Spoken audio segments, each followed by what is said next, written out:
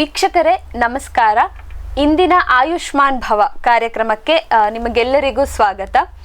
ಈಗ ಸಾಮಾನ್ಯವಾಗಿ ನಮಗೆ ಎಷ್ಟೊಂದು ಕಾಯಿಲೆಗಳು ಪರಿಚಯ ಆಗಿದ್ದಾವೆ. ಅದೇ ರೀತಿ ಎಷ್ಟೋ ಕಾಯಿಲೆಗಳು ನಮಗೆ ಗೊತ್ತೇ ಇರಲ್ಲ. ಕೆಲವೊಂದು ಕಂಡೀಷನ್ಸ್ ಏನಿದೆ ಅದು ಕಾಯಿಲೆ ಅನ್ನೋ ಒಂದು ಜ್ಞಾನ ಕೂಡ ನಮ್ಮಲ್ಲಿ ಇರೋದಿಲ್ಲ. ಅಂಥ ಒಂದು ಅಷ್ಟೊಂದು ಪರಿಚಿತ ಅಲ್ಲದೆ ಇರೋಂತಹ ಮಯಸ್ಥೀನಿಯಾ ಗ್ರೇವಿಸ್ ಅನ್ನೋ ಕಾಯಿಲೆಯ ಕುರಿತು ತಿಳಿಸ್ಕೊಡೋದಕ್ಕೆ ಇವತ್ತು ನಮ್ಮ ಆಯುಷ್ಮಾನ್ ಭವ ಕಾರ್ಯಕ್ರಮದಲ್ಲಿ ಡಾಕ್ಟರ್ ವಿಜಯ್ CL ಅವರಿದ್ದಾರೆ. ಇವರು ನಾರಾಯಣ ಹೆಲ್ತ್ ಸಿಟಿಯ ಥೊರಾಸಿಕ್ ಆ್ಯಂಡ್ ರೊಬೋಟಿಕ್ ಸರ್ಜರಿಯ ಒಬ್ಬ ಶಸ್ತ್ರಜ್ಞರು. ಇವರನ್ನ ಮಾತಾಡಿಸಿ ಇವತ್ತು ನಾವು ಮಯಸ್ಥೀನಿಯಾ ಗ್ರೇವಿಸ್ ಅನ್ನೋ ಒಂದು ಕಾಯಿಲೆಯ ಕುರಿತು ವಿವರವಾಗಿ ತಿಳ್ಕೊಂಡು ಬರೋಣ. ಬನ್ನಿ. ನಮಸ್ತೆ ಡಾಕ್ಟರ್, ಕಾರ್ಯಕ್ರಮಕ್ಕೆ ಸ್ವಾಗತ. ಸರ್, ನೀವು ಹೇಳ್ತಾ ಇದ್ರಿ ಮಯಸ್ಥೀನಿಯಾ ಗ್ರೇವಿಸ್ ಅನ್ನೋ ಕಾಯಿಲೆ ಕುರಿತಾಗಿ ನಾನು ಇವತ್ತು ಮಾಹಿತಿಯನ್ನು ಕೊಡಬೇಕು ಅಂತ ಹೇಳಿ. ಈ ಒಂದು ಏನು ಸರಿ ಮಯಸ್ಥೀನಿಯಾ ಗ್ರೇವಿಸ್ ಅನ್ನೋದು ಯಾವ ಕಾಯಿಲೆ ಇದು? ಈ ಮಯಸ್ಥೀನಿಯಾ ಗ್ರೇವಿಸ್ ಅನ್ನೋದು ಒಂದು ವೀಕ್ನೆಸ್ನ ಕಾಯಿಲೆ. ಅಂದರೆ ನಮ್ಮ ಮಾಂಸಖಂಡಗಳು ವೀಕ್ನೆಸ್ ಆಗುವಂಥ ಒಂದು ಕಾಯಿಲೆ ಇದು ಇಮ್ಯುನಿಟಿ ಡಿಸಾರ್ಡರ್ ಬೇಸಿಕಲಿ. ಇದು ಅಂದರೆ ಹೊರಗಡೆಯಿಂದ ಬರುವಂಥ ಕಾಯಿಲೆ ಅಲ್ಲ. ಸೊ ಇದು ಬಾಡಿಲೇ ಆಟೋ ಇಮ್ಯೂನ್ ಡಿಸೀಸ್ ಅಂತ ಹೇಳ್ತೀವಿ ನಾವು ಅದರಲ್ಲಿ. ಸೊ ಇದರಲ್ಲಿ ಬೇಸಿಕಲಿ ಏನಾಗುತ್ತೆ, ನಮ್ಮ ಮಸಲ್ಸು ವೀಕ್ ಆಗುತ್ತೆ. ಮಸಲ್ಸು ತುಂಬ ಕಾರಣಗಳಿಂದ ವೀಕ್ ಆಗ್ಬೋದು. ನಮ್ಮ ನರ ವೀಕ್ ಆಗೋದ್ರಿಂದ, ಅಥವಾ ಸ್ಟ್ರೋಕ್ ಅಥವಾ ಪ್ಯಾರಲಿಸಿಸ್ ಆಗೋದ್ರಿಂದ, ಅಥವಾ ಮಾಂಸಖಂಡಗಳು ವೀಕ್ ಆಗೋದ್ರಿಂದ. ಬಟ್ ಈ ಮಯಸ್ಥೀನಿಯಾ ಅನ್ನೋ ಒಂದು ಕಾಯಿಲೆಯಲ್ಲಿ ನಮ್ಮ ನರ ಮತ್ತು ಮಾಂಸಖಂಡದ ಎರಡರ ಮಧ್ಯೆ ಒಂದು ಜಂಕ್ಷನ್ ಇರುತ್ತೆ, ಜಾಯಿಂಟ್ ಇರುತ್ತೆ. ಆ ಜಾಯಿಂಟಲ್ಲಿ ನಮ್ಮ ನರದಿಂದ ಬರುವಂಥ ಸಿಗ್ನಲ್ಗಳು ಅದು ಮಸಲ್ಸ್ಗೆ ಪಾಸಾಗಿ ನಮ್ಮ ಮಾಂಸಖಂಡ ಕೆಲಸ ಮಾಡುತ್ತೆ. ಆ ಸಿಗ್ನಲ್ ಪಾಸ್ ಆಗೋ, ಈ ಜಂಕ್ಷನ್ ಪಾಸ್ ಆಗೋದ್ರಲ್ಲಿ ಪ್ರಾಬ್ಲಮ್ಸ್ಗಳಾಗೋದ್ರಿಂದ ಮಸಲ್ ವೀಕ್ನೆಸ್ ಆಗುತ್ತೆ. ಸೊ ಅದನ್ನು ಮಯಸ್ಥೀನಿಯಾ ಗ್ರೇವಿಸ್ ಅಂತ ಹೇಳ್ತೀವಿ ಅದರಲ್ಲಿ. ಸೊ ಇದು ತುಂಬಾ ಅನ್ಕಾಮನ್ ಕಾಯಿಲೆ ಇದು. ಅಂದರೆ ಲಕ್ಷಕ್ಕೆ 1ಕ್ಕಿಂತಲೂ ಕಮ್ಮಿ ಜನಕ್ಕೆ ಆಗುವಂಥ ಕಾಯಿಲೆ ಇದು. ಬಟ್ ಈ ಕಾಯಿಲೆ ಏನಂತ ಅಂದರೆ ಗುರುತಿಡಿಯೋದೇ ತುಂಬಾ ಕಷ್ಟ ಅದರಲ್ಲಿ. ಸೊ ಅದರಿಂದ ಜನರಿಗೆ ಅದ್ರ ಬಗ್ಗೆ ಅವೇರ್ನೆಸ್ ಇರಲ್ಲ. ಕೆಲವರು ಈವನ್ ಡಾಕ್ಟರ್ಗಳಲ್ಲೂ ಸ್ವಲ್ಪ ತಿಳಿಯೋದು ಸ್ವಲ್ಪ ಲೇಟ್ ಆಗುತ್ತೆ. ಅದೇ ಏನಾದರೂ ಸ್ವಲ್ಪ ಪ್ರಾಬ್ಲಮ್ ಅಂದರೆ ಏನೋ ಜಸ್ಟ್ ಸ್ವಲ್ಪ ಏನೋ ವೀಕ್ನೆಸ್ ಆಗಿರಬೇಕು ಅಂತೇಳಿ ಇಗ್ನೋರ್ ಮಾಡೋರು ತುಂಬ ಜನ ಇರ್ತಾರೆ. ಯಾಕೆಂದ್ರೆ ಈ ಹೆಸರನ್ನೇ ಕೇಳಿರಲ್ಲ ಎಷ್ಟೊಂದು ಜನ. ಮತ್ತೆ ಈ ಒಂದು ನರ ಮತ್ತೆ ಮಸಲ್ ಮಧ್ಯೆ ಒಂದು ಕನೆಕ್ಷನ್ ಇರುತ್ತೆ ಅನ್ನೋದು ಕೂಡ ತುಂಬಾ ಜನಕ್ಕೆ ಗೊತ್ತಿರಲ್ಲ. ಹಾಂ ಸರ್, ಇದು ತುಂಬ ಕಡಿಮೆ ಗೊತ್ತಿರೋಂತಹ ಕಾಯಿಲೆ ಅಂತ ಹೇಳಿದ್ರಿ. ಜೊತೆಗೆ ಅದ್ರದ್ದು ಸಿಂಪ್ಟಮ್ಸ್ ಏನಿದೆ ಅದು ಜನರಿಗೆ ಗೊತ್ತಾಗಲ್ಲ. ಇದೇ ಕಾಯಿಲೆ ಅಂತ ನಮಗೆ ಹೇಗೆ ಗೊತ್ತಾಗುತ್ತೆ ಇದೇ ಮಯಸ್ಥೀನಿಯಾ ಗ್ರೇವಿಸ್ ಅಂತ ಹೇಳಿ? ಸೊ ಈಗ ಬೇರೆ ಮಸಲ್ಸ್ ವೀಕ್ನೆಸ್ಗಳಿಗೆ ಹೋಲಿಸ್ಕೊಂಡ್ರೆ ಈ ಮಯಸ್ಥೀನಿಯಾ ಗ್ರೇವಿಸ್ಸು ವೀಕ್ನೆಸ್ಸು ತುಂಬ ಕಾಮನ್ ಆಗಿ ಸ್ಟಾರ್ಟ್ ಆಗೋದು ನಮ್ಮ ಕಣ್ಣಿನ ರೆಪ್ಪೆಗಳ ಮೇಲೆ ಕಾಮನ್ ಆಗಿ ಸ್ಟಾರ್ಟ್ ಆಗೋದು. ಆಲ್ಮೋಸ್ಟ್ ಒಂದು 70-80% ಜನಗಳಲ್ಲಿ ಈ ಕಣ್ಣಿನ ರೆಪ್ಪೆ ವೀಕ್ ಆಗಿ ಕ್ಲೋಸ್ ಆಗೋಕ್ಕೆ ಸ್ಟಾರ್ಟ್ ಆಗುತ್ತೆ. ಸೊ ಅದು ಫಸ್ಟ್ ಸಿಂಪ್ಟಮ್ಸ್ ಸ್ಟಾರ್ಟಿಂಗಲ್ಲಿ. ಅದಾದಮೇಲೆ ನಿಧಾನಕ್ಕೆ ಊಟ ಮಾಡೋದಕ್ಕೆ ಅಗಿಯೋಕ್ಕಾಗಲ್ಲ. ಈಗ ಯೂಶಲಾಗಿ ಗಟ್ಟಿ ಪದಾರ್ಥಗಳು, ರೊಟ್ಟಿ ಅಥವಾ ಚಪಾತಿನ ತಿನ್ನೋದಕ್ಕೆ ಕಷ್ಟ ಅಂತ ಅನಿಸುತ್ತೆ. ಅದಾದಮೇಲೆ ನಿಧಾನಕ್ಕೆ ನಮ್ಮ ಕೈ ಕಾಲುಗಳಲ್ಲೂ ವೀಕ್ ಆಗೋದು, ಆಮೇಲೆ ಮತ್ತು ನಮ್ಮ ಕತ್ತು ವೀಕ್ ಆಗೋದು ಸ್ಟಾರ್ಟ್ ಆಗುತ್ತೆ. ಸೊ ಅದೇ ಡಿಸೀಸ್ ಅಡ್ವಾನ್ಸ್ ಆದರೆ ನಿಧಾನಕ್ಕೆ ನಮಗೆ ಊಟ ತಿನ್ನೋಕ್ಕಾಗಲ್ಲ, ನುಂಗೋದು ಕಷ್ಟ ಅನಿಸುತ್ತೆ. ಸೊ ಆಮೇಲೆ ಅಲ್ಟಿಮೇಟಾಗಿ ಉಸಿರಾಟಕ್ಕೆ ತೊಂದರೆಗಳು ಸ್ಟಾರ್ಟ್ ಆಗೋ ಚಾನ್ಸ್ ಇರುತ್ತೆ ಅದರಲ್ಲಿ. ಸೊ ಇದನ್ನು ತಿಳ್ಕೊಂಡು ನಾವು ಅದ್ರ ಬಗ್ಗೆ ಇನ್ವೆಸ್ಟಿಗೇಷನ್ ಮಾಡಿದ್ರೆ ನಾವು ಅದನ್ನು ಕಂಡುಹಿಡಿಯೋಕ್ಕೆ ಸಹಾಯ ಆಗುತ್ತೆ ಅದರಲ್ಲಿ. ಸರ್, ಈ ಒಂದು ಕಾಯಿಲೆನ ನಾವು ಯಾವ ರೀತಿ ಐಡೆಂಟಿಫೈ ಮಾಡ್ತಾರೆ ಡಾಕ್ಟರ್ಗಳು? ಸೊ ಈ ಥರ ಯಾವುದೇ ಪೇಷಂಟು ಈ ಥರ ಸಿಂಪ್ಟಮ್ಸು ನಾನು ಮೊದಲೇ ಹೇಳ್ದಂಗೆ ಈ ಥರ ವೀಕ್ನೆಸ್ ಸಿಂಪ್ಟಮ್ಸ್ ಮೇಲೆ ಬಂದರೆ, ಜೊತೆಗೆ ಏನಾಗುತ್ತೆ, ಈ ಮಯಸ್ಥೀನಿಯಾ ಅನ್ನೋದು ನಾವು ಬೆಳಗ್ಗೆ ಎದ್ದಾಗ ಸ್ವಲ್ಪ ಚೆನ್ನಾಗಿರುತ್ತೆ ಅನಿಸುತ್ತೆ, ವೀಕ್ನೆಸ್ ಅಷ್ಟಾಗಿ ಕಾಣಿಸಲ್ಲ. ದಿನ ಕಳೆದ ಹಾಗೆ ಸುಸ್ತಾಗ್ತಾ ಹೋಗುತ್ತೆ. ಸೊ ಅದೊಂದು ಪರ್ಟಿಕ್ಯುಲರ್ ಸಿಂಪ್ಟಮ್ ಇರುತ್ತೆ ಅದರಲ್ಲಿ. ಸೊ ಇದೆಲ್ಲ ಸಿಂಪ್ಟಮ್ಸ್ ಇಟ್ಕೊಂಡು ಯೂಶಲಾಗಿ ಈ ನ್ಯೂರಾಲಜಿಸ್ಟ್ ಎವ್ಯಾಲ್ಯೂಯೇಟ್ ಮಾಡ್ತಾರೆ ಅದರಲ್ಲಿ. ಸೊ ಅದನ್ನು ಮಾಡಿ ನೋಡಿ ಕೆಲವು ರಕ್ತ ಪರೀಕ್ಷೆಗಳು, ಜೊತೆಗೆ ಈ ನಾನೇನು ಮೊದಲೇ ಹೇಳ್ದಂಗೆ ನರ ಮತ್ತು ಮಾಂಸಖಂಡದ ಮಧ್ಯ ಜಂಕ್ಷನ್ ಇರುತ್ತೆ, ಅದನ್ನು ಕೆಲವು ಟೆಸ್ಟ್ ಮಾಡಿ ನೋಡ್ತಾರೆ, ನಮ್ಮ ನರ ಮತ್ತು ನಮ್ಮ ಮಸಲ್ ಫಂಕ್ಷನ್ ಹೆಂಗಿದೆ ಅಂತೇಳಿ. ಸೊ ಅದನ್ನು ನರ್ವ್ ಕಂಡಕ್ಷನ್ ಸ್ಟಡಿ ಅಂತ ಹೇಳ್ತೀವಿ, ರಿಪಿಟೇಟಿವ್ ನರ್ವ್ ಸ್ಟಿಮ್ಯುಲೇಷನ್ ಸ್ಟಡಿ ಅಂತ ಹೇಳ್ತೀವಿ. ಅದನ್ನು ಮಾಡೋದ್ರಿಂದ ನಮಗೆ ಈ ಕಾಯಿಲೆ ಪತ್ತೆ ಹಿಡಿಬಹುದು. ಬ್ಲಡ್ ಟೆಸ್ಟಲ್ಲಿ ರಕ್ತ ಪರೀಕ್ಷೆಯಲ್ಲಿ ಈ ಅಸಿಟೈಲ್ ಕೋಲಿನ್ ರಿಸೆಪ್ಟರ್ ಆ್ಯಂಟಿಬಾಡಿ ಅಂತ ಮಾಡ್ತೀವಿ ಅದರಲ್ಲಿ. ಅಂದರೆ ಈ ಜಂಕ್ಷನ್ ಮೇಲೆ ಒಂದು ಆ್ಯಂಟಿಬಾಡಿ ಕ್ರಿಯೇಟ್ ಆಗುತ್ತೆ ಬಾಡಿಯಲ್ಲಿ, ಅದರಿಂದನೇ ಈ ಪ್ರಾಬ್ಲಮ್ಸ್ ಸ್ಟಾರ್ಟ್ ಆಗುತ್ತೆ ಅದರಿಂದ. ಸೊ ಅದನ್ನು ಟೆಸ್ಟ್ ಮಾಡಿ ನೋಡೋದ್ರಿಂದ ನಮಗೆ ಈ ಕಾಯಿಲೆ ಬಗ್ಗೆ ನಾವು ತಿಳುವಳಿಕೆ ತಗೋಬೋದು. ಸರ್, ನೀವು ಆವಾಗಲೇ ಮಾತಾಡಬೇಕಾದ್ರೆ ಆಟೋ ಇಮ್ಯೂನ್ ಡಿಸೀಸ್ ಅಂತ ಹೇಳಿದ್ರಿ, ಈ ಮಯಸ್ಥೀನಿಯಾ ಗ್ರೇವಿಸ್ನ. ಆಟೋ ಇಮ್ಯೂನ್ ಡಿಸೀಸ್ ಅಂದರೆ ಏನು ಸರ್? ಆಟೋ ಇಮ್ಯೂನ್ ಡಿಸೀಸ್ ಅಂದರೆ ನಮ್ಮ ಬಾಡಿಯಲ್ಲೇ ನಮ್ಮ ಬಾಡಿನೇ ನಮ್ಮ ಶರೀರದ ಮೇಲೆ ಹೋರಾಡುವಂಥ ಕಾಯಿಲೆಗಳು ಆಟೋ ಇಮ್ಯೂನ್ ಅಂದರೆ ನಮ್ಮ ಮೇಲೇ ನಾವು ಹೋರಾಡುವಂಥದ್ದು. ಈಗ ನಾರ್ಮಲಾಗಿ ನಮ್ಮ ಇಮ್ಯೂನ್ ಸಿಸ್ಟಮ್ ಏನಿದೆ ಅದು ಇದ್ರ ಮೇಲೆ ಹೋರಾಡೋದಕ್ಕೆ ನಮಗೆ ಮಾಡೋದು. ಈಗ ಇನ್ಫೆಕ್ಷನ್ಗಳು ಹೊರಗಡೆಯಿಂದ ಬರೋದು, ವೈರಾಣು ಆಗಲಿ, ಬ್ಯಾಕ್ಟೀರಿಯಾ ಆಗಲಿ, ಫಂಗಸ್ ಆಗಲಿ, ಯಾವುದೇ ಹೊರಗಡೆಯಿಂದ ಬರುವಂಥ ಇದರ ಕೀಟಾಣು ಮೇಲೆ ಹೋರಾಡೋಕ್ಕೆ ಶಕ್ತಿ ಇರೋದಕ್ಕೆ ನಮ್ಮ ಇಮ್ಯುನಿಟಿ ಕೊಟ್ಟಿದೆ. ಬಟ್ ಕೆಲವು ಸತಿ ಇಮ್ಯೂನ್ ಡಿಸ್ಫಂಕ್ಷನ್ ಅಥವಾ ಇಮ್ಯುನಿಟಿ ಸ್ವಲ್ಪ ಏರುಪೇರಾಗೋದ್ರಿಂದ ನಮ್ಮ ಶರೀರದಲ್ಲಿ ಇರೋ ಅಂಗಾಂಗಗಳ ಮೇಲೆ ಇದು ಹೋರಾಡೋಕ್ಕೆ ಸ್ಟಾರ್ಟ್ ಮಾಡುತ್ತೆ. ಸೊ ಅದರಲ್ಲಿ ಕೆಲವು ಬರುವಂಥ ಕಾಮನ್ ಕಾಯಿಲೆಗಳು ಥೈರಾಯ್ಡ್ ಪ್ರಾಬ್ಲಮ್ಸ್ಗಳು, ಡಯಾಬಿಟೀಸ್ ಪ್ರಾಬ್ಲಮ್ಸ್ಗಳು, ಇನ್ನೂ ತುಂಬಾ ಕಾಯಿಲೆಗಳಿದೆ. ಮಾಂಸಖಂಡದ್ದು ಜಾಯಿಂಟ್ಸ್ಗಳ ಪ್ರಾಬ್ಲಮ್ಸು ಅದೆಲ್ಲ ಆಗುವಂಥ ಸಿಚುವೇಶನ್ ಇದೆ. ಅದರಲ್ಲಿ ಈ ಮಾಂಸದ ಮತ್ತು ನರದ ಜಂಕ್ಷನ್ ಮೇಲೆ ಒಂದು ಆಗುವಂಥ ಕಾಯಿಲೆ ಈ ಮಯಸ್ಥೀನಿಯಾ ಗ್ರೇವಿಸ್ ಹತ್ರ. ಸರ್, ಇದು ಅನುವಂಶೀಯವಾಗಿ ಬರುವಂತಹ ಕಾಯಿಲೆನ ಅಥವಾ ಮನೇಲಿ ಯಾರಿಗೂ ಈ ಮೊದಲು ಕಾಯಿಲೆ ಇರಲಿಲ್ಲ ಇದು ಆದರೂ ಕೂಡ ಬರೋ ಚಾನ್ಸಸ್ ಇದೆಯಾ? ಸೊ ಕಾಮನ್ ಆಗಿ ಯಾರಿಗೂ ಇಲ್ಲದೇನೂ ಬರುವಂಥ ಚಾನ್ಸಸ್ ಇದೆ ಅದರಲ್ಲಿ. ಬಟ್ ಕೆಲವರಲ್ಲಿ ಅನುವಂಶೀಯವಾಗಿ ಬರುವಂಥ ಚಾನ್ಸಸ್ಸು ಇರುತ್ತೆ. ಅದನ್ನು ಫೆಮಿಲಿಯಲ್ ಮಯಸ್ಥೀನಿಯಾ ಗ್ರೇವಿಸ್ ಅಂತ ಹೇಳ್ತೀವಿ. ಸೊ ತಂದೆ ತಾಯಿಗೆ ಇದ್ದರೆ ಮಕ್ಕಳಿಗೆ ಬರುವಂಥ ಚಾನ್ಸಸ್ಸು ಇರುತ್ತೆ. ಕೆಲವು ಸತಿ ಚಿಕ್ಕ ಮಕ್ಕಳಿಗೂ ಬರ್ಬೋದು, ಇನ್ನು ಕೆಲವರ ದೊಡ್ಡ ಇವರಲ್ಲೂ ಬರುತ್ತೆ ಅದರಲ್ಲಿ. ಸೊ ಅದು ಸ್ವಲ್ಪ ಏಜ್ ಡಿಫ್ರೆನ್ಸು ಇದೆ ಅದರಲ್ಲಿ. ಸೊ ಕೆಲವ್ರಿಗೆ ಸ್ಟಾರ್ಟಿಂಗಲ್ಲಿ 20 to 30 ಇಯರ್ಸ್ ಏಜ್ ಗ್ರೂಪಲ್ಲಿ ಬರುವಂಥ ಚಾನ್ಸಸ್ಸು ಜಾಸ್ತಿ ಇರುತ್ತೆ. ಅದನ್ನು ಬಿಟ್ಟರೆ 50 to 60 ಇಯರ್ಸ್ ಅಥವಾ 70 ಇಯರ್ಸ್ ಏಜ್ ಗ್ರೂಪಲ್ಲಿ ಅದನ್ನು ಬೈ ಮೋಡಲ್ ಡಿಸ್ಟ್ರಿಬ್ಯೂಷನ್ ಅಂತ ಹೇಳ್ತೀವಿ. ಒಂದು ಚಿಕ್ಕ ವಯಸ್ಸಲ್ಲಿ ಮತ್ತು ಇನ್ನೊಂದು ದೊಡ್ಡ ವಯಸ್ಸಲ್ಲಿ ಕಾಮನ್ ಆಗಿ ಬರುವಂಥ ಚಾನ್ಸಸ್ ಇರುತ್ತೆ ಇದರಲ್ಲಿ. ಸರ್, ಈಗ ಯಾವ ಏಜ್ ಗ್ರೂಪ್ ಅವ್ರಿಗೆ ಸಾಮಾನ್ಯವಾಗಿ ಇದು ಕಾಣಿಸ್ಕೊಳ್ಳೋದು? ಸೊ ಇದು ಅದೇ ಹೇಳ್ದಂಗೆ ಈಗ ಒಂದು ಕಾಮನ್ ಏಜ್ ಗ್ರೂಪ್ ಅಂತ ಅಂದರೆ 20 to 40 years, 20 to 30, 40 years age ಗ್ರೂಪಲ್ಲಿ ಕಾಮನ್ ಆಗಿ ಬರುತ್ತೆ. ಆ ಏಜಲ್ಲಿ ಸ್ತ್ರೀಯರಲ್ಲಿ ಸ್ವಲ್ಪ ಜಾಸ್ತಿ ಬರುತ್ತೆ. ಅದರ್ವೈಸ್ ಓವರಾಲ್ ನಾವು ಲೆಕ್ಕ ಹಾಕ್ಕೊಂಡ್ರೆ ಪುರುಷರಲ್ಲೂ ಮತ್ತು ಸ್ತ್ರೀಯರಲ್ಲೂ ಈಕ್ವಲ್ ಆಗಿ ಬರುತ್ತೆ. ಬಟ್ ಈ 20 to 30 ಇಯರ್ಸ್ ಏಜ್ ಗ್ರೂಪಲ್ಲಿ ಬಂದಾಗ ಸ್ತ್ರೀಯರಲ್ಲಿ ಸ್ವಲ್ಪ ಜಾಸ್ತಿ ಬರುತ್ತೆ. ಇನ್ನು ನೆಕ್ಸ್ಟ್ ಅನದರ್ ಕಾಮನ್ ಅಂತಂದರೆ 50 to 60 ಇಯರ್ಸ್ ಏಜ್ ಗ್ರೂಪಲ್ಲಿ ಸ್ವಲ್ಪ ವಯಸ್ಸಾದ ಮೇಲೆ ಬರುವಂಥ ಚಾನ್ಸಸ್ ಇರುತ್ತೆ.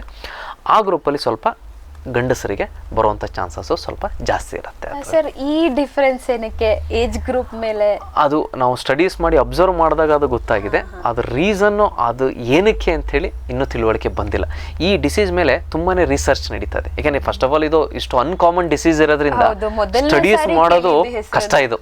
ಏಕೆಂದರೆ ಈಗ ಪೇಷಂಟ್ಸು ಆ ರೋಗ ಜಾಸ್ತಿ ಕಾಮನ್ ಇದ್ದರೆ ಸ್ಟಡಿ ಮಾಡೋದು ಅಥವಾ ರಿಸರ್ಚ್ ಮಾಡೋದು ತುಂಬ ಸುಲಭ ಇರುತ್ತೆ. ಯಾಕೆಂದರೆ ನಂಬರ್ಸ್ ಇರುತ್ತೆ ನಿಮಗೆ. ಇದು ಡಿಸೀಸೇ ಅನ್ಕಾಮನ್ ಇರೋದ್ರಿಂದ ಅಷ್ಟು ಜನ ಪೇಷಂಟ್ಸ್ನ ಸೇರಿಸಿ ನಾವು ಸ್ಟಡಿ ಮಾಡೋದು ತುಂಬ ಕಷ್ಟ ಆಗುತ್ತೆ. ಸೊ ಈ ಥರ ಸಿಚುವೇಷನ್ಸ್ಗಳಲ್ಲಿ ಏನು ಮಾಡಬೇಕು ಅಂತಂದ್ರೆ ನಾವು ಇಲ್ಲ ತುಂಬ ರಾಜ್ಯಗಳು ಅಥವಾ ದೇಶಗಳನ್ನು ನಾವು ಮರ್ಜ್ ಮಾಡಿ ಸ್ಟಡೀಸ್ನ ಮಾಡಬೇಕಾಗಿ ಬರುತ್ತೆ. ಇಂಟರ್ನ್ಯಾಷನಲ್ ಸ್ಟಡೀಸ್ ಅಥವಾ ಮಲ್ಟಿ ಸೆಂಟ್ರಿಕ್ ಸ್ಟಡೀಸ್ ಅಂತ ಹೇಳ್ತೀವಿ, ಆ ಥರ ಸ್ಟಡೀಸ್ ಮಾಡಬೇಕಾಗಿ ಬರುತ್ತೆ ಅದರಲ್ಲಿ. ಸರ್, ಇದು ನೀವು ಇದರ ಒಂದು ಸಿಂಪ್ಟಮ್ಸ್ನ ಹೇಳಿದಾಗ ಒಂದು ಡೌಟ್ ಬರೋದೇನಂತಂದರೆ, ಈಗ ನರ ಮತ್ತು ಮಾಂಸ ಇವೆರಡರ ಮಧ್ಯದಲ್ಲಿ ಏನೋ ಒಂದು ಕನೆಕ್ಷನ್ ಮಿಸ್ ಆಗಿ ಆಗುವಂಥ ಕಾಯಿಲೆ ಇದು. ಇಲ್ಲಿ ಯಾವುದು ವೀಕ್ ಆಗುತ್ತೆ? ನರ ವೀಕ್ ಆಗುತ್ತಾ ಅಥವಾ ಮಾಂಸ ವೀಕ್ ಆಗುತ್ತಾ? ಏನು? ಸೊ ಈ ರೋಗದಲ್ಲಿ ನರನೂ ವೀಕ್ ಆಗಿರಲ್ಲ, ಮಾಂಸನೂ ವೀಕ್ ಆಗಿರಲ್ಲ ಅದರಲ್ಲಿ. ಸೊ ನಮ್ಮ ನಾರ್ಮಲಿ ಕಂಪ್ಯಾರಿಸನ್ ಕೊಡಬೇಕು ಅಂತಂದರೆ, ಈಗ ನರ ಅಂದರೆ ಒಂದು ಎಲೆಕ್ಟ್ರಿಕಲ್ ವೈರ್ ಇದ್ದಂಗೆ. ಈಗ ಹೆಂಗೆ ಎಲೆಕ್ಟ್ರಿಕಲ್ ವೈರು ಕರೆಂಟ್ನ ಪಾಸ್ ಮಾಡುತ್ತೆ, ಸೊ ನಮ್ಮ ನರಗಳನ್ನು ನಮ್ಮ ಬ್ರೈನಿಂದ ಬರೋ ಸಿಗ್ನಲ್ಸ್ನ ಪಾಸ್ ಮಾಡ್ತವೆ. ಆ ನರದ ಮೂಲಕ ನಮ್ಮ ಮಾಂಸಖಂಡಕ್ಕೆ ಸಿಗ್ನಲ್ ಪಾಸ್ ಆಗಬೇಕು. ಈಗ ಮಾಂಸಖಂಡ ಒಂಥರ ಬಲ್ಬ್ ಇದ್ದಂಗೆ. ಈಗ ಹೆಂಗೆ ವೈರಿಂದಾಗ ಬರೋ ಕರೆಂಟು ಬಲ್ಬಿಗೆ ಹೋಗಿ ಅದು ಲೈಟ್ ಉರಿಯುತ್ತೋ, ಸೊ ಅದೇ ಥರ ನಮ್ಮ ಬ್ರೈನಿಂದ ಬರೋ ಸಿಗ್ನಲ್ಸು ನರದ ಮೂಲಕ ಹೋಗಿ ಮಾಂಸಖಂಡಕ್ಕೆ ತಲುಪಿ ಮಾಂಸಖಂಡ ಕೆಲಸ ಮಾಡುತ್ತೆ ಅದರಲ್ಲಿ. ಈ ಮಯಸ್ಥೀನಿಯಾ ರೋಗದಲ್ಲಿ ಈ ನರ ಮತ್ತು ಮಾಂಸಖಂಡದ ಮಧ್ಯೆ ಇರೋ ಜಂಕ್ಷನ್ನಲ್ಲಿ ಈ ಆ್ಯಂಟಿಬಾಡಿ ಕ್ರಿಯೇಟ್ ಆಗುತ್ತೆ. ಅದು ಬಂದು ಬ್ಲಾಕ್ ಮಾಡುತ್ತೆ, ಆ ಸಿಗ್ನಲ್ಲು ಪಾಸ್ ಆಗದೇ ಇರೋಂಗೆ ಬ್ಲಾಕ್ ಮಾಡುತ್ತೆ. ಅದರಿಂದ ನಮಗೆ ವೀಕ್ನೆಸ್ ಆಗುತ್ತೆ ಅಂತ ಅನಿಸುತ್ತೆ ಅದರಲ್ಲಿ. ಅಂದ್ರೆ ಒಂದು ಸಿಗ್ನಲ್ ಪಾಸ್ ಆಗದೆ ಇದ್ದಾಗ ಮಾಂಸಖಂಡ ಏನಿದೆ ತನ್ನ ಕೆಲಸವನ್ನ ಮಾಡೋದನ್ನ ಮರ್ತು ಬಿಡುತ್ತೆ. ಅದನ್ನ ನಾವು ವೀಕ್ನೆಸ್ ಅಂತ ಹೇಳ್ತೀವಿ. ಸರ್, ಈಗ ಕೆಲವೊಂದು ಪ್ರಾಬ್ಲಮ್ಗಳಿದಾವೆ. ನರ್ವ್ ಪ್ರಾಬ್ಲಮ್ನ ಬಂದು ಕೈ ಅಥವಾ ಕಾಲ್ನ ಲಿಫ್ಟ್ ಮಾಡಕ್ಕಾಗದೆ ಇರೋ ತರ ಆಗುತ್ತೆ. ಆದ್ರೆ ಅದು ಸ್ವಲ್ಪ ಒಂದು ಟೆಂಪರರಿಯಾಗಿ ಹೊರಟೋಗುತ್ತೆ. ಇದು ಮಯಸ್ಥೀನಿಯಾ ಗ್ರೇವಿಸ್ ಏನಲ್ಲ, ಇದು ಬೇರೆ ಪ್ರಾಬ್ಲಮ್ ಅಲ್ಲ. ಈ ಮಯಸ್ಥೀನಿಯಾ ಗ್ರೇವಿಸ್ ಅಂತ ಅಂದ್ರೆ ಇದು ಕ್ರಾನಿಕ್ ಡಿಸಾರ್ಡರ್ ಅಂತ ಹೇಳ್ತೀವಿ. ಅಂದ್ರೆ ಆಲ್ಮೋಸ್ಟ್ ಇದು ಲೈಫ್ ಲಾಂಗ್ ಇರುತ್ತೆ. ಈಗ ಹೆಂಗೆ ನಿಮಗೆ ಡಯಾಬಿಟಿಸು, ಹೈಪರ್ ಟೆನ್ಷನ್ ಬಂದರೆ ನಿಮ್ಗೆ ಲೈಫ್ ಲಾಂಗ್ ಇರುತ್ತೋ, ಅದೇ ಥರ ಮಯಸ್ಥೀನಿಯಾ ಒಂದು ಸತಿ ಸ್ಟಾರ್ಟ್ ಆಯಿತು ಅಂತ ಅಂದರೆ ಅದು ಕಂಟಿನ್ಯೂಯಸ್ ಆಗಿರುತ್ತೆ. ಅದು ಏರುಪೇರಾಗೋದು ಹೆಚ್ಚು ಕಮ್ಮಿ ಆಗೋದು ನಡೀತಾ ಇರುತ್ತೆ. ಬಟ್ ಅದು ಇರುತ್ತೆ, ಅದು ಹೋಗಲ್ಲ. ಸೊ ಇದಕ್ಕೆ ಕ್ಯೂರ್ ಅಂತ ಹೇಳೋಕ್ಕಾಗಲ್ಲ. ಯಾವುದೇ ಟ್ರೀಟ್ಮೆಂಟಿಂದನೂ ಇದು ಕಂಪ್ಲೀಟಾಗಿ ಹೋಗುತ್ತೆ ಅಂತ ಹೇಳೋಕ್ಕಾಗಲ್ಲ. ಯಾವ ಥರ ನಾವು ಡಯಾಬಿಟೀಸ್ನ ನಾವು ಕಂಟ್ರೋಲ್ ಮಾಡಿ ಇಡ್ತೀವೋ ಟ್ರೀಟ್ಮೆಂಟಿಂದ, ಡಯಟಿಂದ, ಎಕ್ಸಸೈಸಿಂದ, ಅದೇ ಥರ ಮಯಸ್ಥೀನಿಯಾನು ಮೆಡಿಸಿನ್ಸು ಮತ್ತು ಇದರಿಂದ ಕಂಟ್ರೋಲ್ ಮಾಡ್ಬೋದು ಹೊರತು ಕಂಪ್ಲೀಟಾಗಿ ಕ್ಯೂರ್ ಅಂತ ಹೇಳೋಕ್ಕಾಗಲ್ಲ ಅದರಲ್ಲಿ, ಇಲ್ಲಿದ್ದರಲ್ಲಿ ಸಿಚುವೇಶನಲ್ಲಿ. ಸರ್, ಇದ್ರ ಮೇಲೆ ತುಂಬ ರಿಸರ್ಚ್ ಆಗಿಲ್ಲ ಅಂತ ಹೇಳಿದ್ರೆ, ಆದರೆ ಈ ಒಂದು ಕಂಡೀಷನ್ ಬರೋದಕ್ಕೆ ಮೇನ್ ಏನಾದರೂ ಕಾರಣ ಏನಾದರೂ ಇದೆಯಾ? ಮೊದಲೇ ಹೇಳ್ದಂಗೆ ಇದು ಆಟೋ ಇಮ್ಯೂನ್ ಡಿಸೀಸ್. ಅಂದರೆ ನಮ್ಮ ಬಾಡಿ ಒಳಗಡೆಯಿಂದನೇ ಇದಾಗೋದ್ರಿಂದ ಇದಕ್ಕೆ ಹೊರಗಿನ ಕಾರಣಗಳು ತುಂಬಾ ಇನ್ಫ್ಲುಯೆನ್ಸ್ ಮಾಡಲ್ಲ ಅದರಲ್ಲಿ. ಸೊ ಅದು ಎಕ್ಸಾಕ್ಟಾಗಿ ಯಾವ ರೀಸನ್ಗೆ ಬರುತ್ತೆ ಅಂತ ಇನ್ನೂ ಸ್ಟಡೀಸ್ ನಡೀತಾ ಇದೆ. ಅದು ನಮ್ಮ ಬಾಡಿಲಾಗೋ ವ್ಯತ್ಯಾಸಗಳಿಂದಲಾಗಲಿ ಅಥವಾ ನಮ್ಮ ಜೀನಲ್ಲಾಗೋ ಮ್ಯುಟೇಷನ್ಸ್ಗಳಿಂದಲಾಗಲಿ ಅದರಿಂದ ಬರುವಂಥ ಇದಿದೆ ಅಂತ ಒಂದು ರಿಸರ್ಚ್ ನಡೀತಾ ಇದೆ. ಸೊ ಅದನ್ನು ಬಿಟ್ಟರೆ ಈಗ ಬೇರೆ ಕ್ಯಾನ್ಸರ್ಗಳಿಗೆ ನಮಗೆ ಗೊತ್ತು ಈ ಕಾರಣದಿಂದ ಬರುತ್ತೆ, ಇನ್ನೊಂದು ಇದರಿಂದ ಬರುತ್ತೆ ಅಂತ. ಸೊ ಈ ರೋಗಕ್ಕೆ ಯಾವ ಕಾರಣದಿಂದ ಬರುತ್ತೆ ಅಂತ ಇನ್ನೂ ಹೇಳೋಕ್ಕೆ ನಮಗಿನ್ನೂ ಸಿಕ್ಕಿಲ್ಲ ನಮಗೆ ಅದರಲ್ಲಿ. ಸರ್, ಇದಕ್ಕೆ ಕಂಪ್ಲೀಟ್ ಒಂದು ಸೊಲ್ಯೂಷನ್ ಅನ್ನೋದಿಲ್ಲ, ಆದರೆ ಅದನ್ನ ನಾವು ಮ್ಯಾನೇಜ್ ಮಾಡ್ಕೊಂಡು ಹೋಗಬಹುದು ಅಂತ ಹೇಳಿದ್ರಿ. ಯಾವ ರೀತಿ ಇದನ್ನ ನಾವು ಒಂದು ಹಿಡಿತದಲ್ಲಿ ಇಟ್ಕೋಬಹುದು, ಏನಾಗುತ್ತೆ? ಓಕೆ, ಸೊ ಇದಕ್ಕೆ ಪ್ರೈಮರಿ ಟ್ರೀಟ್ಮೆಂಟ್ ಅಂತ ಹೇಳಿದ್ರೆ ಮೆಡಿಸಿನ್ ಟ್ರೀಟ್ಮೆಂಟು. ಸೊ ಈಗೇನು ಆ ನರದಿಂದ ಇದು ಜಂಕ್ಷನ್ ಪಾಸ್ ಆಗೋದನ್ನು ಬ್ಲಾಕ್ ಮಾಡ್ತಾ ಇದೆ, ಅದನ್ನು ಕಮ್ಮಿ ಮಾಡೋದಕ್ಕೆ ಮೆಡಿಕಲ್ ಟ್ರೀಟ್ಮೆಂಟ್ನ ಕೊಡ್ತಾರೆ. ಸೊ ಬೇಸಿಕಲಿ ಸ್ಟಿರಾಯ್ಡ್ಸ್ ಅಂದರೆ ಇಮ್ಯುನೋಸಪ್ರೆಷನ್ಸ್ ಅಂತ ಹೇಳ್ತೀವಿ. ನಮ್ಮ ಇಮ್ಯುನಿಟಿನ ಸ್ವಲ್ಪ, ಏಕೆಂದರೆ ಹೋರಾಡ್ತಾ ಇರೋದೇ ಇಮ್ಯುನಿಟಿ ಅದರಲ್ಲಿ. ಸೊ ಅದನ್ನು ಕಮ್ಮಿ ಮಾಡೋದಕ್ಕೆ ಇಮ್ಯುನೋಸಪ್ರೆಸಿವ್ ಏಜೆಂಟ್ಸ್ ಅಥವಾ ಸ್ಟಿರಾಯ್ಡ್ಸ್, ಆಮೇಲೆ ಅದ್ರ ಜೊತೆಗೆ ಇನ್ನೂ 2-3 ಬೇರೆ ಮೆಡಿಸಿನ್ಸ್ ಬರುತ್ತೆ. ಸೊ ಅದನ್ನು ರೆಗ್ಯುಲರಾಗಿ ಯೂಸ್ ಮಾಡೋದ್ರಿಂದ ಈ ಡಿಸೀಸ್ನ ಹತೋಟಿಗೆ ತರ್ಬೋದು, ಕಂಟ್ರೋಲಿಗೆ ತರ್ಬೋದು. ಅದ್ರ ಜೊತೆಗೆ ಟೆಂಪ್ರರಿಯಾಗಿ ಈ ಸಿಗ್ನಲ್ನ ಪಾಸ್ ಆಗೋದನ್ನು ನಾವು ಇಂಪ್ರೂವ್ಮೆಂಟ್ ಮಾಡೋದಕ್ಕೆ ಒಂದು ಗ್ರಾವಿಟಾರ್ ಅಥವಾ ಪೈರಿಡೋಸ್ಟಿಗ್ಮಿನ್ ಅಂತ ಒಂದು ಮೆಡಿಸಿನ್ಸ್ ಬರುತ್ತೆ. ಸೊ ಅದನ್ನು ಯೂಸ್ ಮಾಡೋದ್ರಿಂದ ಅದು ಇಮಿಡಿಯೇಟ್ ನಮಗೆ ರಿಲೀಫ್ ಕೊಡುತ್ತೆ. ಬಟ್ ನಾವು ಈ ಇಮ್ಯುನೋಸಪ್ರೆಸಿವ್ ಏಜೆಂಟ್ಸ್, ಸ್ಟಿರಾಯ್ಡ್ಸ್ ಮತ್ತು ಇದನ್ನು ನಮ್ಮ ಇಮ್ಯುನಿಟಿ ಕಂಟ್ರೋಲ್ ಮಾಡೋದಕ್ಕೆ ಮೆಡಿಸಿನ್ಸ್ ಕೊಡೋದ್ರಿಂದ ಈ ಡಿಸೀಸ್ ಅಥವಾ ಈ ರೋಗನ ನಾವು ಹತೋಟಿಲಿ ಇಡಬಹುದು ನಾವು ಅದರಲ್ಲಿ. ಸರ್, ಈಗ ನೀವು ಕೆಲವೊಂದು ಸಿಂಪ್ಟಮ್ಗಳನ್ನ ಹೇಳಿದ್ರಿ, ಕಣ್ರೆಪ್ಪೆ ಬೀಳೋ ಅಂಥದ್ದು ಆ ಥರದ್ದು ಹೇಳಿದ್ರಿ.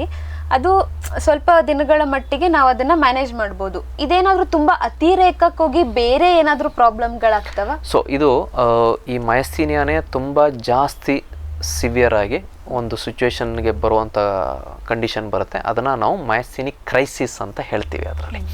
ಸೊ ಅಂದರೆ ಮಯಸ್ಥೀನಿಯಾನೇ ತುಂಬ ಜಾಸ್ತಿಯಾಗಿ ನಮ್ಮ ಬಾಡಿಲಿ ಅಥವಾ ನಮ್ಮ ಶರೀರಕ್ಕೆ ಬೇಕಾಗಿರುವಂಥ ಒಂದು ಇಂಪಾರ್ಟೆಂಟ್ ಕೆಲಸಗಳು, ನಾವು ಊಟ ಮಾಡೋದಾಗಲಿ, ನೀರು ಕುಡಿಯೋದು ಮತ್ತು ಉಸಿರಾಟದ್ದು, ತುಂಬ ಇದನ್ನು ಕೋರ್ ಬಾಡಿ ಫಂಕ್ಷನ್ಸ್ ಅಂತ ಹೇಳ್ತೀವಿ ನಾವು ಅದರಲ್ಲಿ. ಸೊ ಈ ಫಂಕ್ಷನ್ಸ್ಗಳು ಯಾವಾಗ ಅಫೆಕ್ಟ್ ಆಗಕ್ಕೆ ಸ್ಟಾರ್ಟ್ ಆಗುತ್ತೆ, ನಮ್ಮ ಜೀವಕ್ಕೆ ರಿಸ್ಕ್ ಜಾಸ್ತಿ ಆಗ್ತಾ ಹೋಗುತ್ತೆ. ಈಗ ಒಬ್ಬ ಮನುಷ್ಯನಿಗೆ ನೀನು ನೀರು ಕುಡಿಬೇಡ, ಊಟ ಮಾಡಬೇಡ, ಉಸಿರಾಡಬೇಡ ಅಂತಂದರೆ ಉಳಿಯೋದು ಕಷ್ಟ ಅದರಲ್ಲಿ. ಸೊ ಅದರಿಂದ ಈ ಕೆಲಸಗಳು ಯಾವಾಗ ಈ ಡಿಸೀಸಿಂದ ಅಫೆಕ್ಟ್ ಆಗೋಕ್ಕೆ ಸ್ಟಾರ್ಟ್ ಆಗುತ್ತೆ, ಅದನ್ನು ನಾವು ಮಯಸ್ಥೀನಿಕ್ ಕ್ರೈಸಿಸ್ ಅಂತ ಹೇಳ್ತೀವಿ. ಸೊ ಈ ಸಿಚುವೇಶನ್ ರೀಚ್ ಆದರೆ ಪೇಷಂಟ್ಸ್ಗೆ ಲೈಫ್ ರಿಸ್ಕ್ ಜಾಸ್ತಿ ಆಗುತ್ತೆ. ಅದನ್ನು ನಾವು ಇಮಿಡಿಯೇಟಾಗಿ ಟ್ರೀಟ್ಮೆಂಟ್ ಮಾಡಬೇಕು. ಸೊ ಅವ್ರಿಗೆ ಊಟ ಕೊಡೋದಕ್ಕೆ ಕೆಲವು ಸತಿ ಟ್ಯೂಬ್ ಹಾಕಿ ಊಟ ಕೊಡಬೇಕಾಗಿ, ಯಾಕಂದರೆ ನುಂಗೋ ಫೆಸಿಲಿಟಿ ಇರಲ್ಲ, ಶಕ್ತಿ ಇರಲ್ಲ ಅವ್ರಿಗೆ. ಸೊ ಅದನ್ನು ನಾವು ಟ್ಯೂಬ್ ಹಾಕಿ ಊಟ ಕೊಡಬೇಕಾಗಿ ಬರ್ಬೋದು. ಕೆಲವು ಸತಿ ಉಸಿರಾಟಕ್ಕೆ ಜಾಸ್ತಿ ತೊಂದರೆ ಆದರೆ ಕೃತಕ ಉಸಿರಾಟ ಅಥವಾ ವೆಂಟಿಲೇಟರ್ಗಳನ್ನು ಹಾಕಬೇಕಾದಂಥ ಸಿಚುವೇಶನ್ನು ಬರ್ಬೋದು. ಆವಾಗ ಅದ್ರ ಜೊತೆಗೆ ಟ್ರೀಟ್ಮೆಂಟ್ಗೆ ನಾವು ತುಂಬಾ ಜಾಸ್ತಿ ಹೈ ಡೋಸ್ ಮೆಡಿಸಿನ್ಸ್ ಕೊಟ್ಟು ಇದರ ಟ್ರೀಟ್ಮೆಂಟಲ್ಲಿ ಇನ್ನೊಂದು ಪ್ಲಾಸ್ಮಾಫೆರೆಸಿಸ್ ಅನ್ನೋ ಒಂದು ಟ್ರೀಟ್ಮೆಂಟ್ ಇದೆ. ಈ ಥರ ಅಕ್ಯೂಟ್ ಸಿಚುವೇಶನ್ಸು ಅಥವಾ ಎಮರ್ಜೆನ್ಸಿ ಸಿಚುವೇಶನ್ಸ್, ಕ್ರೈಸಿಸ್ ಸಿಚುವೇಶನ್ಸಲ್ಲಿ ನಮ್ಮ ಬಾಡಿಲಿರೋ ಆ್ಯಂಟಿಬಾಡೀಸ್, ಇದೇನು ಪ್ರೈಮರಿ ಡಿಸೀಸ್ ಸ್ಟಾರ್ಟ್ ಆಗಿದೆ, ಅದನ್ನು ನಾವು ಈ ಡಯಾಲಿಸಿಸ್ ಥರ ಫಿಲ್ಟರ್ ಮಾಡಿ ತೆಗಿಯೋದ್ರಿಂದ ಈ ರೋಗನ ಹತೋಟಿಗೆ ಅಕ್ಯೂಟ್ ಸಿಚುವೇಶನ್ಸಲ್ಲಿ ತರ್ಬೋದು. ಸೊ ಅದರಿಂದ ಆ ಪೇಷಂಟ್ನ ಆ ಕ್ರೈಸಿಸಿಂದ ಹೊರಗಡೆ ತರೋದಕ್ಕೆ ಹೆಲ್ಪ್ ಆಗುತ್ತೆ ಅದರಲ್ಲಿ. ಸೊ ಇದು ಡೆಫಿನೆಟ್ಲಿ ಈ ಮಯಸ್ಥೀನಿಯಾ ಈ ಸೀರಿಯಸ್ ಆಗಿ ಈ ಥರ ಕ್ರೈಸಿಸ್ ಸಿಚುವೇಶನ್ಸ್ಗಳು ಆಗೋ ಚಾನ್ಸು ಇರುತ್ತೆ ಅದರಲ್ಲಿ. ನಾರಾಯಣ ಹೆಲ್ತ್ ಎಲ್ಲ ಆರೋಗ್ಯ ಸೇವೆಗಳು ಒಂದೇ ಸೂರಿನಡಿಯಲ್ಲಿ. ಹೃದ್ರೋಗದ ಚಿಕಿತ್ಸೆ ಮತ್ತು ಸಮಗ್ರ ಆರೈಕೆ, 35ಕ್ಕೂ ಹೆಚ್ಚು ಸೂಪರ್ ಸ್ಪೆಷಾಲಿಟಿಗಳು, ಕ್ಯಾನ್ಸರ್ ಹಾಗೂ ಅಸ್ಥಿಮಜ್ಜೆ ವಿಭಾಗ, ಮಂಡಿ, ಕೀಲು, ಬೆನ್ನುಹುರಿ ಮತ್ತು ಟ್ರಾಮಾ ಚಿಕಿತ್ಸೆಗೆ ಶ್ರೇಷ್ಠತಾ ಕೇಂದ್ರ, ದಿನದ 24 ಗಂಟೆ ಆಂಬ್ಯುಲೆನ್ಸ್ ಸೇವೆ. ಫಾರ್ಮ್ ಟಿವಿ ಹೆಲ್ತ್ ಗ್ರಾಹಕರಿಗೆ ಚಿಕಿತ್ಸಾ ಮಾರ್ಗದರ್ಶನ ಮತ್ತು ಆಕರ್ಷಕ discount. Narayana health city, Bengaluru. Apollo Ayurveda ದೇಶದ ಅತಿ ದೊಡ್ಡ ಆಯುರ್ವೇದ ಆಸ್ಪತ್ರೆ ಸರಣಿ. ಗುಣಮಟ್ಟಕ್ಕಾಗಿನ ರಾಷ್ಟ್ರೀಯ ಪ್ರಶಸ್ತಿ ಪಡೆದ ಏಕೈಕ ಆಯುರ್ವೇದ ಸಂಸ್ಥೆ. ಹೆಲ್ತ್ ಇನ್ಶೂರೆನ್ಸ್ ಮತ್ತು ಟಿಪಿಎಗಳಿಂದ ಕ್ಯಾಶ್ಲೆಸ್ ಸೌಲಭ್ಯ. ಸುಲಭಕ್ಕೆ ವಾಸಿಯಾಗದ ಬಹುರೋಗ ಪೀಡಿತರಿಗೆ ಶುದ್ಧ ಆಯುರ್ವೇದ ಚಿಕಿತ್ಸೆ. ಫಾರ್ಮ್ ಟಿವಿ ಹೆಲ್ತ್ ಗ್ರಾಹಕರಿಗೆ ಚಿಕಿತ್ಸಾ ಮಾರ್ಗದರ್ಶನ ಮತ್ತು ಆಕರ್ಷಕ discount. Apollo Ayurveda. Vishwaradhya cancer ಆಸ್ಪತ್ರೆ ಮತ್ತು ಸಂಶೋಧನಾ ಸಂಸ್ಥೆ. ವಿಶ್ವದ ಅತ್ಯುತ್ತಮ ರೇಡಿಯೋಥೆರಪಿ ಈಗ ದಾವಣಗೆರೆಯಲ್ಲಿ. ಮೆಡಿಕಲ್, ರೇಡಿಯೇಷನ್ ಮತ್ತು ಸರ್ಜಿಕಲ್ ಆಂಕಾಲಜಿ ವಿಭಾಗಗಳೊಂದಿಗೆ ಸಮಗ್ರ ಕ್ಯಾನ್ಸರ್ ಚಿಕಿತ್ಸೆ, ಗರ್ಭಕೋಶ ಕ್ಯಾನ್ಸರ್ ತಡೆಗೆ ವ್ಯಾಕ್ಸಿನ್, ತ್ವರಿತ ಚಿಕಿತ್ಸೆ, ವ್ಯಕ್ತಿಗತ ಆರೈಕೆ, ಎಲ್ಲ ಆರೋಗ್ಯ ವಿಮಾ ಸೌಲಭ್ಯ. ಫಾರ್ಮ್ ಟಿವಿ ಹೆಲ್ತ್ ಗ್ರಾಹಕರಿಗೆ ಆದ್ಯತೆಯ ಉಪಚಾರ ಮತ್ತು ಆಕರ್ಷಕ ಡಿಸ್ಕೌಂಟ್. ಕಳೆದೆರಡು ವರ್ಷಗಳಿಂದ ಕರ್ನಾಟಕದ ಆರೋಗ್ಯ ಸೇವೆಯಲ್ಲಿ ವಿಶ್ವಾರಾಧ್ಯ.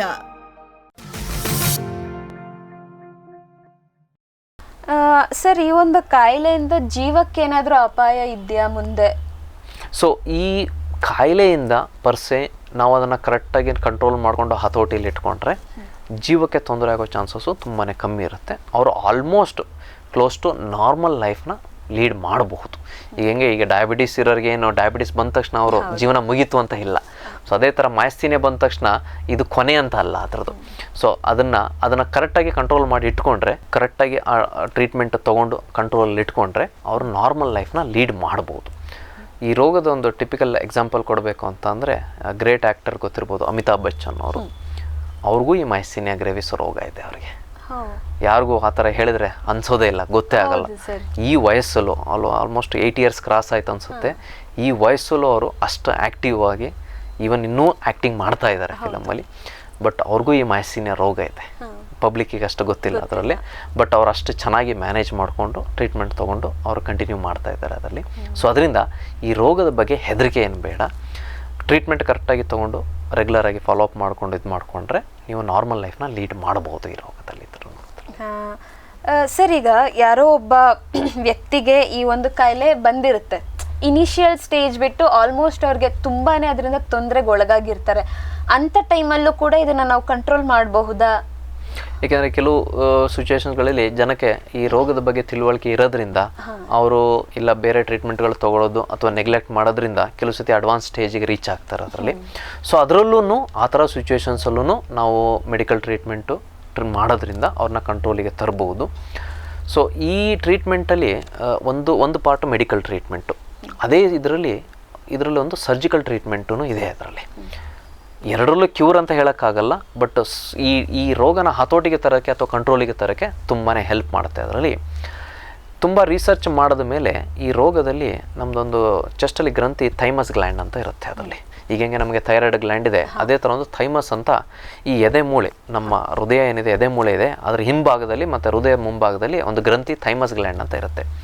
ಸೊ ಸುಮಾರು ಪೇಷಂಟ್ಸ್ಗಳಲ್ಲಿ ರಿಸರ್ಚ್ ಮಾಡಿ ಸ್ಟಡಿ ಮಾಡಿ ನೋಡಿದ ಮೇಲೆ ಗೊತ್ತಾಯಿತು, ಈ ಮಯಸ್ತೀನಿಯಾದಲ್ಲಿ ಈ ಥೈಮಸ್ ಗ್ಲ್ಯಾಂಡು ಸ್ವಲ್ಪ ಹೈಪರ್ ಆ್ಯಕ್ಟಿವ್ ಆಗುತ್ತೆ. ಈ ನಾರ್ಮಲಾಗಿ ನಮ್ಮ ಯಂಗ್ ಏಜ್ ಆಲ್ಮೋಸ್ಟ್ ಒಂದು 10-15 ವರ್ಷದವರೆಗೂ ಈ ಗ್ಲ್ಯಾಂಡು ಆ್ಯಕ್ಟಿವ್ ಇರುತ್ತೆ. ಅದಾದಮೇಲೆ ಅದೊಂಥರ ಡ್ರೈ ಆದಂಗೆ ಆಗುತ್ತೆ, ಒಣಗೋಗುತ್ತೆ ಅದರಲ್ಲಿ. ಸೊ ಬಟ್ ಈ ಮಯಸ್ತೀನಿಯಾ ಇರೋ ಪೇಷಂಟ್ಸಲ್ಲಿ ಈ ಗ್ರಂಥಿ ಮತ್ತೆ ರಿಯಾಕ್ಟಿವೇಟ್ ಆಗುತ್ತೆ. ಸೊ ಆ ಪೇಷಂಟ್ಸ್ಗಳಲ್ಲಿ ಈ ಗ್ರಂಥಿನ ರಿಮೂವ್ ಮಾಡೋದ್ರಿಂದ ಅವ್ರ ಡಿಸೀಸ್ನ ಹತೋಟಿಗೆ ತರೋಕ್ಕೆ ಸಹಾಯ ಮಾಡುತ್ತೆ ಅದರಲ್ಲಿ. ಸೊ ಸ್ಟಡೀಸ್ ಪ್ರಕಾರ ಹೇಳೋದಾದ್ರೂ 60-70% ಪೇಷಂಟ್ಸ್ಗಳಲ್ಲಿ ಈ ಗ್ರಂಥಿನ ತೆಗೆಯೋದ್ರಿಂದ, ಅದನ್ನು ಥೈಮೆಕ್ಟಮಿ ಅಂತ ಹೇಳ್ತೀವಿ, ಅದನ್ನು ತೆಗೆಯೋದ್ರಿಂದ ಈ ರೋಗ ಹತೋಟಿಗೆ ತರೋಕ್ಕೆ ಹೆಲ್ಪ್ ಮಾಡುತ್ತೆ ಅದರಲ್ಲಿ. ಸೊ ಈ ಸರ್ಜರಿನೂ ಒಂದು ಟ್ರೀಟ್ಮೆಂಟ್ದು ಭಾಗ ಇದೆ ಅದರಲ್ಲಿ, ಈ ಮಯಸ್ತೀನಿಯಾ ಗ್ರೇವಿಸಲ್ಲಿ ಅದರಲ್ಲಿ. ಸರ್, ಈ ಸರ್ಜರಿಯಲ್ಲಿ ಏನಾದರೂ ಅಡ್ವಾನ್ಸ್ಡಾಗಿ ಏನಾದರೂ ರಿಸರ್ಚ್ ನಡೆದಿದ್ಯಾ? ಏನಾದರೂ ನೀವು ಇವಾಗ ಬಳಸ್ತಾ ಇದ್ದೀರಾ? ಸೊ ಈ ಸರ್ಜರಿ ಈಗ ಮುಂಚೆ ಈಗ ಯಾವುದೇ ಥರದ ಎದೆಗೂಡಿನ ಶಸ್ತ್ರಚಿಕಿತ್ಸೆ ಎಸ್ಪೆಷಲಿ ಈ ಹಾರ್ಟ್ ಮುಂಭಾಗದಲ್ಲಿ ಇರೋದು ಅಂತಂದರೆ ಓಪನ್ ಸರ್ಜರಿ ಮಾಡಬೇಕಾಗಿರ್ತಿತ್ತು. ಸೊ ಅದನ್ನು ಈಗ ಸ್ಟರ್ನಾಟಿಮಿ ಅಂದರೆ ಈ ಎದೆ ಮೂಳೆಯನ್ನು ಕಟ್ ಮಾಡಿ ಈಗ ಹೆಂಗೆ ಓಪನ್ ಹಾರ್ಟ್ ಸರ್ಜರಿ ಮಾಡ್ತೀವಿ ಅದೇ ಥರ ಮಾಡಬೇಕಾಗಿ ಬಂದಿತ್ತು. ಏಕೆಂದರೆ ಅದು ಹಾರ್ಟ್ ಇರೋ ಜಾಗದಲ್ಲಿ ಇರೋದ್ರಿಂದ ಅದೇ ಥರ ಸರ್ಜರಿ ಮಾಡಬೇಕಾಗಿ ಬರ್ತಿತ್ತು. ಸೊ ಬಟ್ ಅದರಿಂದ ಏನಾಗುತ್ತೆ, ಇದೊಂದು ದೊಡ್ಡ ಸರ್ಜರಿ ಆಗುತ್ತೆ, ಮೂಳೆ ಕಟ್ಟಾಗುತ್ತೆ. ಸೊ ಅದರಿಂದ ಎಸ್ಪೆಷಲಿ ಈ ಮಯಾಸಿನಿಯಾ ಇರೋ ಪೇಷಂಟ್ಸ್ಗಳಿಗೆ ಸ್ವಲ್ಪ ರಿಸ್ಕು ಜಾಸ್ತಿ ಅನ್ನಿಸ್ತಿತ್ತು. ಏಕೆಂದರೆ ಅವ್ರು ಆಲ್ರೆಡಿ ರೋಗದಿಂದ ವೀಕ್ ಇರ್ತಾರೆ, ಜೊತೆಗೆ ಅಷ್ಟೊಂದು ಮೆಡಿಸಿನ್ಸು, ಜೊತೆಗೆ ಸ್ಟಿರಾಯ್ಡ್ಸ್ ಎಲ್ಲ ನಡೀತಾ ಇರುತ್ತೆ. ಸೊ ಅವ್ರಿಗೆ ಹೀಲಿಂಗ್ ಆಗೋದು, ಎಸ್ಪೆಷಲಿ ಮೂಳೆ ಕೊಡ್ಕೊಳ್ಳೋಕ್ಕೆ ಟೈಮ್ ಜಾಸ್ತಿ ತೊಗೊಳ್ಳೋದು ಅಥವಾ ಮೂಳೆಯಲ್ಲಿ ಇನ್ಫೆಕ್ಷನ್ಗಳಾಗೋದು, ಇವೆಲ್ಲ ತೊಂದರೆಗಳು ಜಾಸ್ತಿ ಇರ್ತಿತ್ತು. ಸುಮಾರು ಸತಿ ಅಬ್ಸರ್ವ್ ಮಾಡೋದು ಅಂತಂದರೆ ಈ ಸರ್ಜರಿ ಆದಮೇಲೆ ಅವರಿಗೆ ವೆಂಟಿಲೇಟರ್ ಮೇಲೆ ಹೋಗ್ತಾಯಿದ್ರು. ಯಾಕೆಂದರೆ ಮೊದಲೇ ಉಸಿರಾಟ ಕಷ್ಟ ಇರ್ತಿತ್ತು ಅವರಿಗೆ. ಅದ್ರ ಮೇಲೆ ನೀವು ಈ ಥರ ದೊಡ್ಡ ಓಪನ್ ಹಾರ್ಟ್ ಸರ್ಜರಿ ಅಥವಾ ಈ ಮೂಳೆ ಕಟ್ ಮಾಡಿ ಸರ್ಜರಿ ಮಾಡೋದ್ರಿಂದ ಕೆಲವು ಸತಿ ಪೇಷಂಟ್ಸ್ಗಳು ವೆಂಟಿಲೇಟರ್ ಮೇಲೆ ಹೋಗೋದು ಅಂತ ಸಿಚುವೇಶನ್ಸು ಬರ್ತಾಯಿತ್ತು. ಸೊ ಅದಾದ ಮೇಲೆ ಈಗ ರೀಸೆಂಟಾಗಿ ಡೆವಲಪ್ಮೆಂಟ್ಸ್ ಆಗಿರೋದನ್ನು ನೋಡಿಕೊಂಡು ಈ ಸರ್ಜರಿಗೂ ನಾವು ಕೀ ಹೋಲ್ ಸರ್ಜರಿ ಅಥವಾ ಈಗ ಲೇಟೆಸ್ಟ್ ಏನು ಟೆಕ್ನಾಲಜಿ ಏನಿದೆ ರೊಬೋಟಿಕ್ ಸರ್ಜರಿ ಮಾಡುವಂಥ ಫೆಸಿಲಿಟಿ ಬಂದಿದೆ ಅದರಲ್ಲಿ. ಸೊ ಆ ರೊಬೋಟಿಕ್ ಸರ್ಜರಿಲಿ ಇದನ್ನು ಮೂಳೆ ಕಟ್ ಮಾಡೋದಾಗಲಿ ಅಥವಾ ಮಾಂಸಖಂಡಗಳನ್ನ ಕಟ್ ಮಾಡೋದಾಗಲಿ ಆ ಥರ ಏನು ನೆಸೆಸಿಟಿ ಇರಲ್ಲ.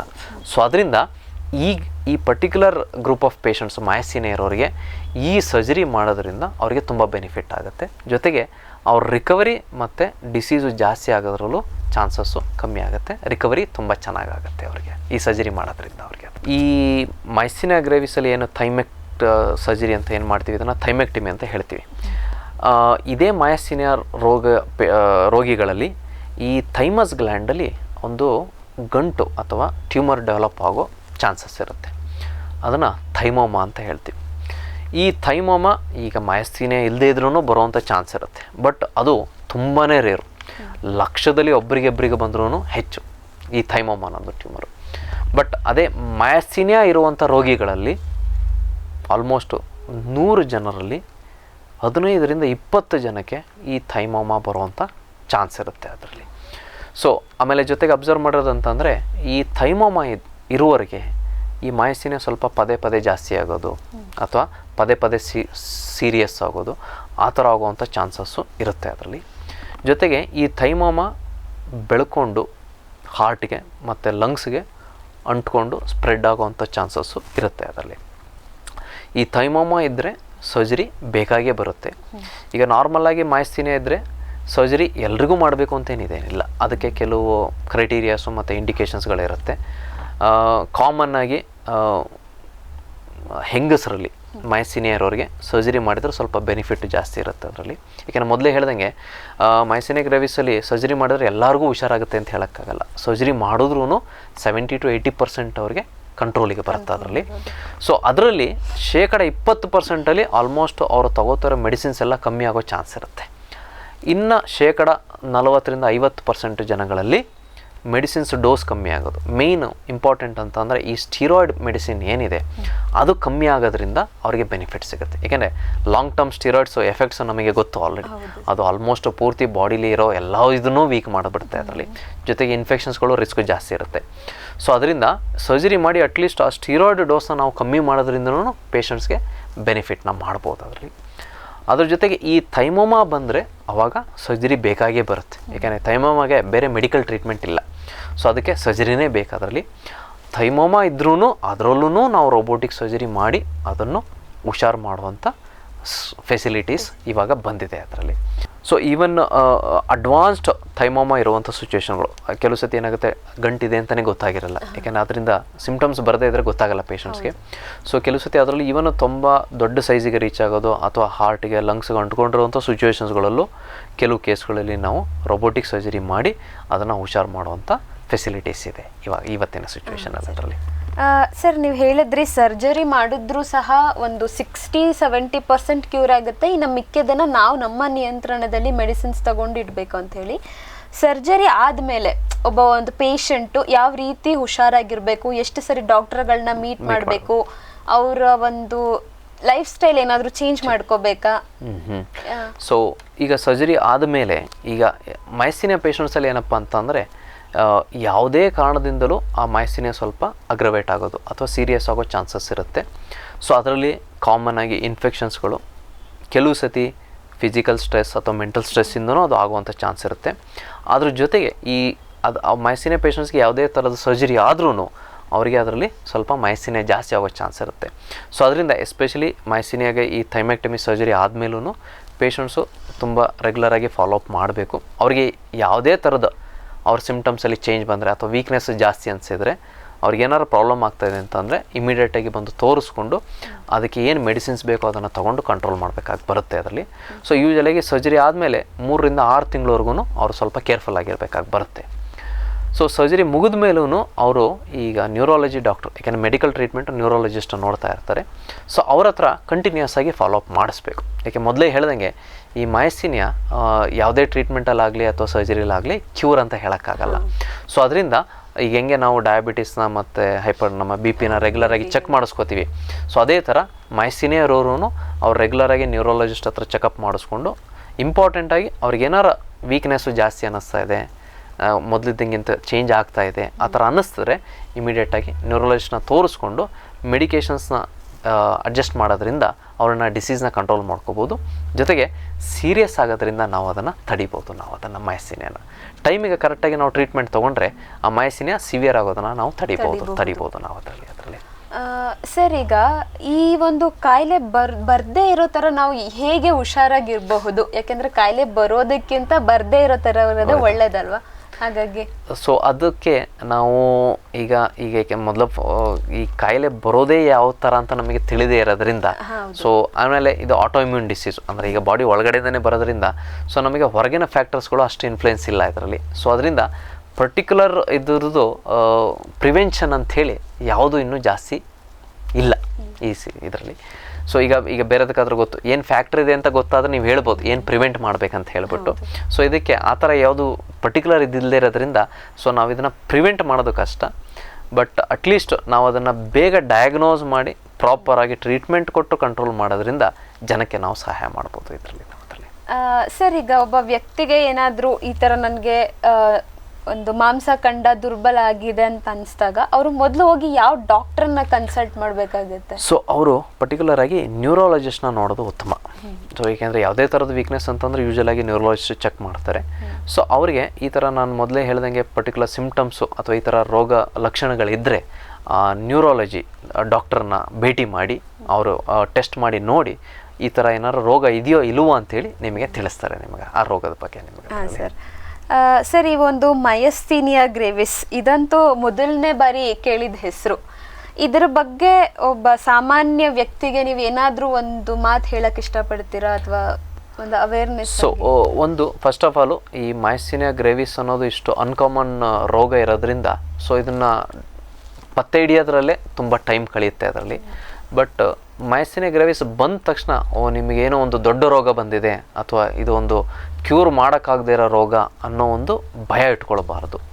ಸೊ ಇದನ್ನು ಕರೆಕ್ಟಾಗಿ ಮೆಡಿಕಲ್ ಟ್ರೀಟ್ಮೆಂಟು ಮತ್ತು ಈಗ ಸರ್ಜರಿ ಬೇಕಾದರೆ ಸರ್ಜರಿ ಮಾಡಿಸ್ಕೊಂಡು ಇದನ್ನು ಚೆನ್ನಾಗಿ ಕಂಟ್ರೋಲ್ ಮಾಡಿಕೊಂಡು ನೀವು ರೆಗ್ಯುಲರ್ ಲೈಫ್ ಸ್ಟೈಲ್ ಅಂದರೆ ನೀವು ಮೊದಲಿನ ಥರ ಏನು ಇದ್ರಿ ಯಾವುದೇ ಥರದ ಲಿಮಿಟೇಷನ್ ಇಲ್ದಲೆ ಬದುಕು ನಡೆಸೋವಂಥ ಚಾನ್ಸ್ ಇದೆ. ಸೊ ಅದರಿಂದ ಈ ರೋಗದ ಬಗ್ಗೆ ಹೆದರಿಕೆ ಬೇಡ, ಅವೇರ್ನೆಸ್ ಇಟ್ಕೊಂಡ್ರೆ ನೀವು ಮೊದಲಿನ ಥರನೇ ಜೀವನ ನಡೆಸ್ಬೋದು ನೀವು ಇದರಲ್ಲಿ. ಸರಿ ಸರ್, ನೀವು ಈ ಒಂದು ಮಯಸ್ಥೀನಿಯಾ ಗ್ರೇವಿಸ್ ಈ ಒಂದು ಕಾಯಿಲೆ ಕುರಿತು ನಾನು ಕೇಳಿದಂಥ ಒಬ್ಬ ಏನೋ ಅದ್ರ ಬಗ್ಗೆ ಒಂದು ನಾಲೆಡ್ಜ್ ಇಲ್ಲದೆ ಇರೋ ವ್ಯಕ್ತಿ ಕೇಳ್ತಾರಲ್ಲ, ಆ ರೀತಿಯೇ ನಾನು ಪ್ರಶ್ನೆಗಳನ್ನು ಕೇಳಿದ್ದೀನಿ. ಅದ್ರ ಬಗ್ಗೆ ನೀವು ಪೂರ್ತಿಯಾಗಿ ವಿವರವಾಗಿ ನಮಗೆ ವಿವರಿಸಿದ್ದೀರಾ. ನಿಮಗೆ ಧನ್ಯವಾದಗಳು ಸರ್. ಧನ್ಯವಾದ. ನೋಡಿದ್ರಲ್ಲ ವೀಕ್ಷಕರೇ, ಡಾಕ್ಟರ್ ವಿಜಯ್ ಅವರು ಮಯಸ್ಥೀನಿಯಾ ಗ್ರೇವಿಸ್ ಅನ್ನುವಂತಹ ಒಂದು ಅಪರೂಪದ ಸಾಮಾನ್ಯವಾಗಿ ಕಾಣಿಸ್ಕೊಳ್ದೇ ಇರ್ತಕ್ಕಂತಹ ಕಾಯಿಲೆಯ ಕುರಿತು ನಮಗೆ ತುಂಬ ಮಾಹಿತಿಯನ್ನು ನೀಡಿದ್ದಾರೆ. ಈ ಒಂದು ಮಾಹಿತಿಯನ್ನು ನೀಡಿದ್ದಕ್ಕಾಗಿ ಡಾಕ್ಟರ್ ವಿಜಯ್ CL ಅವರಿಗೆ ನಮ್ಮ ಹಾಗೂ ನಮ್ಮ ವಾಹಿನಿಯ ಪರವಾಗಿ ಧನ್ಯವಾದಗಳನ್ನು ತಿಳಿಸ್ತಾ ಹಾಗೆ ನಾರಾಯಣ ಹೆಲ್ತ್ ಸಿಟಿಗೂ ಕೂಡ ಧನ್ಯವಾದಗಳನ್ನ ತಿಳಿಸ್ತಾ ಇಂದಿನ ಕಾರ್ಯಕ್ರಮವನ್ನು ಇಲ್ಲಿಗೆ ಮುಗಿಸೋಣ. ನಮಸ್ಕಾರ.